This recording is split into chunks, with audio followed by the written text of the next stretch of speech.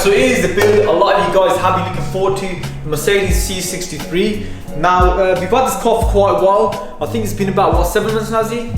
Yeah, about 7-8 months now. Yeah, so halfway through working on the GTR, we did purchase the C63 and it was parked up for quite a long time. The car was absolutely filthy, guys. It had slugs, spiders, all kinds of creepy crawlies all over the car. So we did give it a quick wash before we brought it in. And I know like you guys always say, oh, why do you wash your cars when they're all damaged and stuff? Guys, the reason why we wash the cars is because you can see in a bit more detail where all the damages, where all the dents are. So that's the reason why we wash the cars. And plus you rather work in a nice clean car instead of a filthy car with, you know, all kinds of creepy crawlies all over it. So that's why we do that.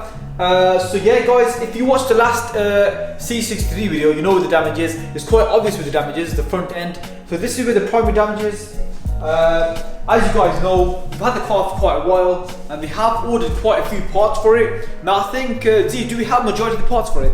Yeah, I think we got almost everything for it now. There you go guys, we've got almost everything. So while we had the car sitting around, we were ordering parts.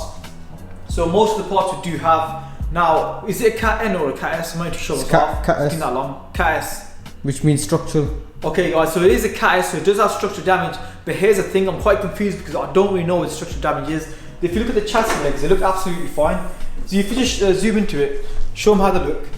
So this chassis extension right here has got damage right there. So I'm assuming because of that, they categorized it as an S. But that's literally just bolts on 3 bolts right there. And all that does is literally just holds the crash bar in place. That's literally what it does. The M4 has the exact same sort of chassis extension and it does the exact same job.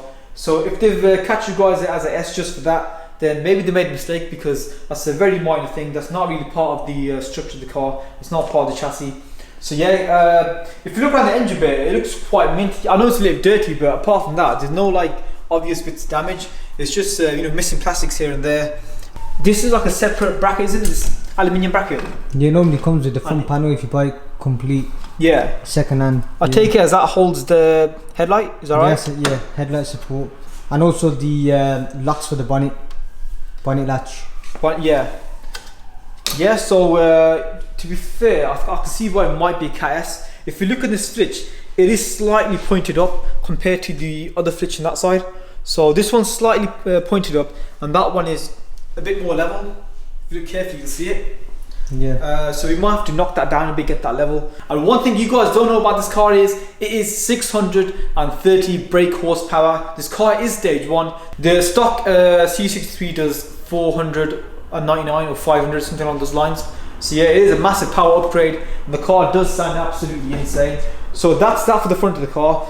So what I'll do is, we'll show you around the car and then we'll start working on the car itself. We will be replacing the wing, the bonnet, loads of little bits and bobs in this region down here. I think we might need a light on this side. Yeah, I think it's quite obvious we need a light, Z. Around the back, you see right here, we've cleaned it all up. We didn't even notice this damage whilst it's been parked up. Only because it's been washed and clean, you can tell there's damage right around here, and you got some deep scratches. You'd have to get your nails in there. Yeah, when I first saw this, I thought you could just, you know, polish it and it'd be fine, but I didn't notice all these deep scratches because I thought they were all quite faint. But we'll have to definitely repaint that once that's all done. And if you come along to the front side, you'll see this alloy wheel here has got a big chunk just missing down there, and it's got a crack as well. So we might have to replace that or repair it. We'll see what happens. Let's show them the inside of the car. The inside is absolutely mint. I mean, no airbags blown, nice and clean. The leather seems to be in good condition as well. So looking in the back of the car, you've got loads of broken plastics back there as well. Loads of little bits and bobs. There's a golf club in the back as well. So the guy must have been a golf fan. Yeah, he must have been a golfer. I actually normally play golf on the weekends, but I've not been for a while now. It's been a good 7-8 months. So I don't know if that's a 9-iron or a 6-iron, but I can't really tell. Is it this way or is it that way? I'm not too sure. It's I think. You reckon it's a 9-iron? Yeah, it's probably a 9-iron, I'm not too sure. 6. Guys, comment down below if it's a 6 or a 9. But anyways, what I was thinking is, since we've got this golf club here, I'll get some golf balls and we'll have a little challenge. The first one to put a golf ball into that big grey tub down there, we'll get the first test drive on the C63 once it's done. What do you reckon, Z? Are you up for that? Definitely. Yeah. So guys, comment down below if you should do that, even if that's fair. I know Z's going to end up doing the majority of the work, but a little golf challenge, you know, it makes for interesting competition. And yeah, we'll see who's a better golfer as well. Even though I don't really play golfing, I'll give it a go. Anyways, I'll put that back in there for now so we don't lose it. So the spec wise, I think it's just got a few little extras like this exhaust button right here. I think it's got like a performance optional extra exhaust on there. That's about it really. We got the widescreen. I'm not sure if it's an extra or not. It's a 2017. Yeah, without going into too much detail, let's just get on with it. Let's start taking parts off, and yeah, let's see what we can do. Yeah, we'll start off by removing the front panels first. So we get the headlight out, the reinforcement bar out, the top panel, as well as that we'll get the radiators all out. So I'm assuming this radiator is damaged, and the one behind it looks like is actually savable. So we get it all out. At the moment you can't tell, but there's a big dent right here on this radiator. It's taking a hit right there. So we'll take that radiator out and see how far it's gone. It might have just missed it around the back. So we'll start removing everything now.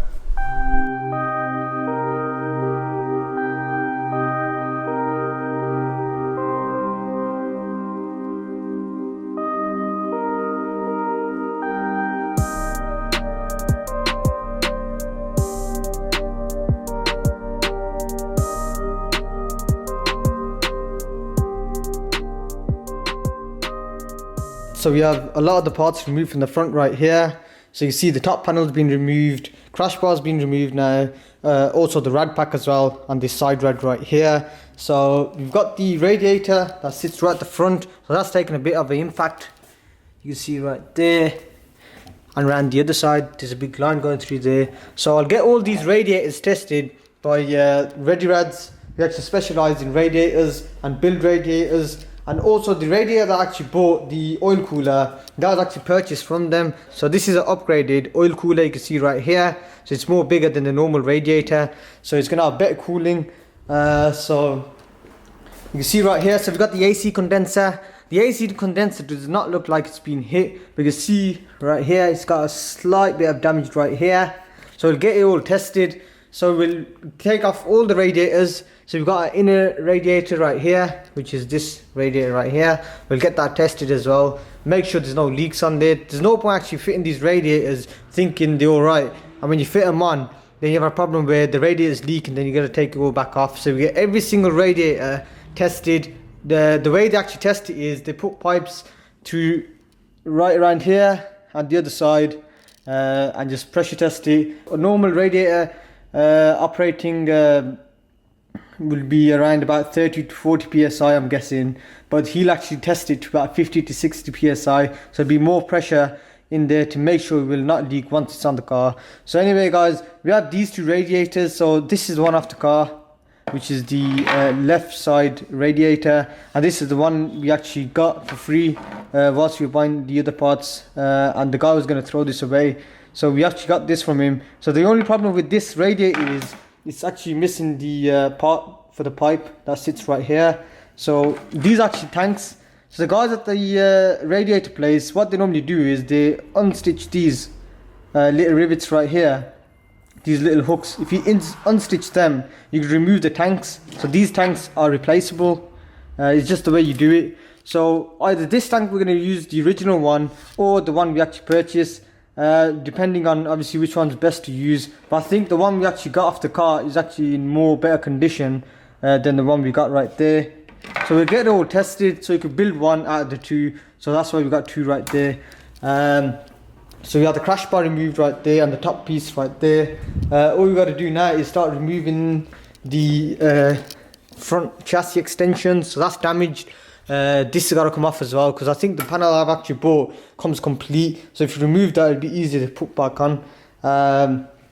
Also the wing and bonnet have still got to be removed. As well as that, in order to remove the wing, you need to remove the lower skirt right there. You can see it sits in between the wing, so we need to get the skirt off first. But before we do any of that, we need to finish off around the front. We'll get these chassis extensions off. Also the lower radiator support, you can see right there, is broken on this side, so we'll be ordering that. And this pipe, this water feed pipe that goes into the radiator, that needs to be ordered in as well. It's actually broken off from around here. You see right there, that's how it should be. So that needs to be ordered. As well as that, we'll get all these broken pieces off, then we'll take things further and start removing the bonnet and the wing as well.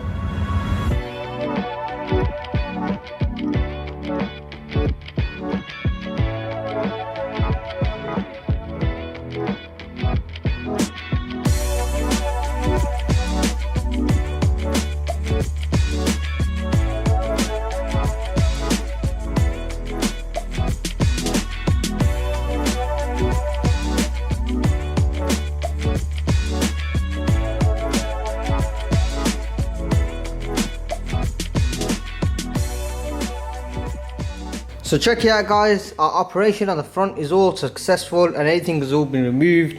All the damaged panels are off now, apart from this little bracket right here. I'll just straighten that up and that should be alright. Apart from that, everything else has all been removed. I'll put the bolts back where they need to go, just so we know for reference, and that way you don't lose if you just put them back. And behind all them damaged radiators, the engine has not been touched, as well as the intercoolers which are sitting right there, and the subframe as well. So that's all good to know, nothing else has been damaged. Apart from that, we are pretty much ready to go with the front end.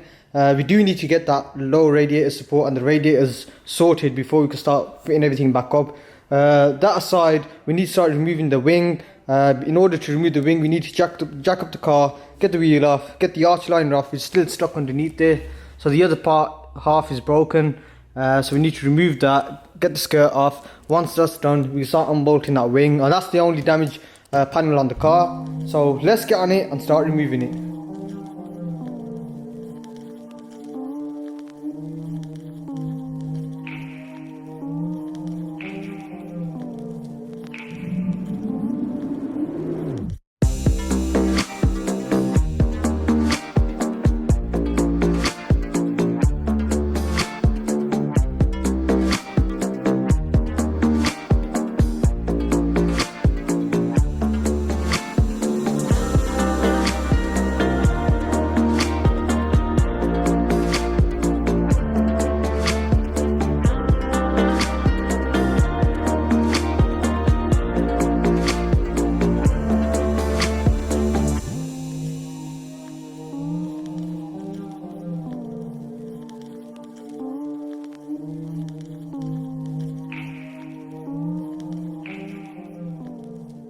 So all the panels have been removed, and as you guys have just seen, behind the panels there is no further damage.